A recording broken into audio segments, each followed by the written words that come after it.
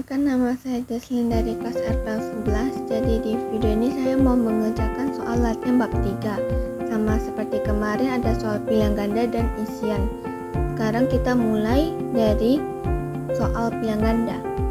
Soal pertama ada ketika mendesain struktur tabel siswa untuk basis data sekolah, domain nilai atribut nama yang paling sesuai adalah, jawabannya itu D. Kombinasi huruf abjad dari A sampai Z ada di halaman 105. Soal nomor 2, pada tabel siswa, tipe data yang tepat untuk atribut alamat, kelurahan, kecamatan, dan kota adalah, jawabannya itu D. Pacar, karena ada di halaman 106.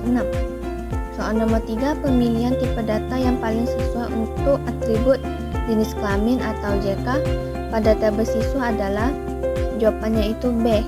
Char, ada di halaman 108.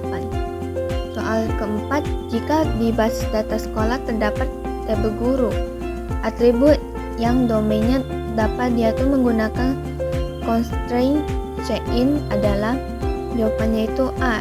Jenis kelamin, ada di halaman 129. Lalu soal nomor 5, pada tabel siswa, atribut yang sebaiknya menggunakan tipe data char adalah, jawabannya itu Anis, ada di halaman 114.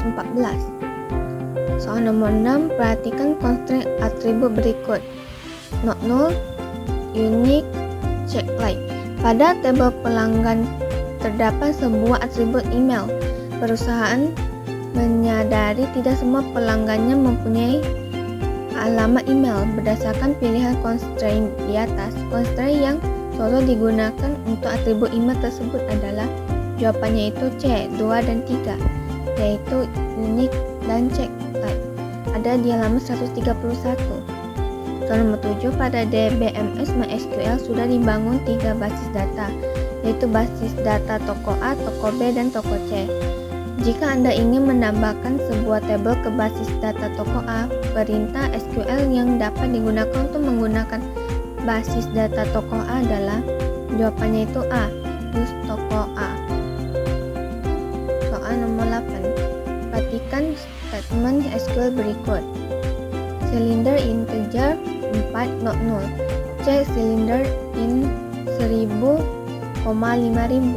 Statement SQL akan mengatur, jawabannya itu A. Nilai di atribut silinder berada di antara 1000 sampai 5000, ada di halaman 111.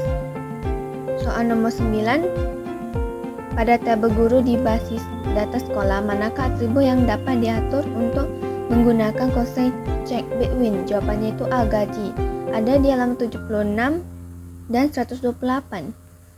Dan soal nomor 10, constraint yang memastikan bahwa sebuah atribut tidak dapat mempunyai nilai yang sama adalah, jawabannya itu B. Unique, ada di halaman 108. Dan sekarang kita lanjut ke bagian isian. Soal pertama ada, tuliskanlah 3 contoh atribut yang dapat menggunakan tipe data char. Berdasarkan penjelasan buku basis data halaman 107 sampai 109 ditunjukkan bahwa kode pos, nocap, DNA, jenis kelamin menggunakan tipe data char.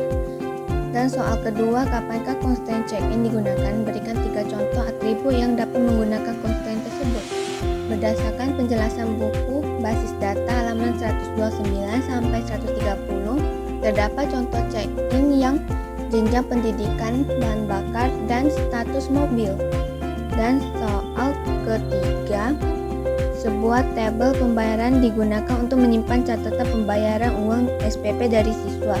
Jika uang sekolah yang harus dibayar adalah sebagai berikut. Kelas 10 harganya 250.000, kelas 11 300.000, dan kelas 12 350.000. Tuliskanlah statement yang benar untuk menentukan tipe data dan constraint yang diperlukan untuk atribut tersebut. Berdasarkan penjelasan buku basis data halaman 126 sampai 135, dapat saya simpulkan jawaban ini. Dan soal nomor 4, perhatikan atribut-atribut pada tabel pengawal berikut. Tentukanlah domain tipe data dan constraint yang sesuai untuk tabel pengawal tersebut. Jawabannya itu ID pengawai, tipe metadatanya char dan constraint-nya primary key. Sedangkan nama lengkap itu varchar dan required, jenis kelamin char required, tempat lahir ada varchar dan required, tanggal lahir menggunakan date dan required, alamat varchar dan required, kota varchar required, telepon varchar dan required dan unique, email menggunakan varchar, required dan unique. Dan soal terakhir, tuliskanlah kode DDL untuk membuat struktur tabel pengawai pada soal nomor 4. Berdasarkan penjelasan buku basis data halaman 128, karena di situ tertulis sinteks untuk tabel pengawai dan hanya membutuhkan sedikit perbaikan.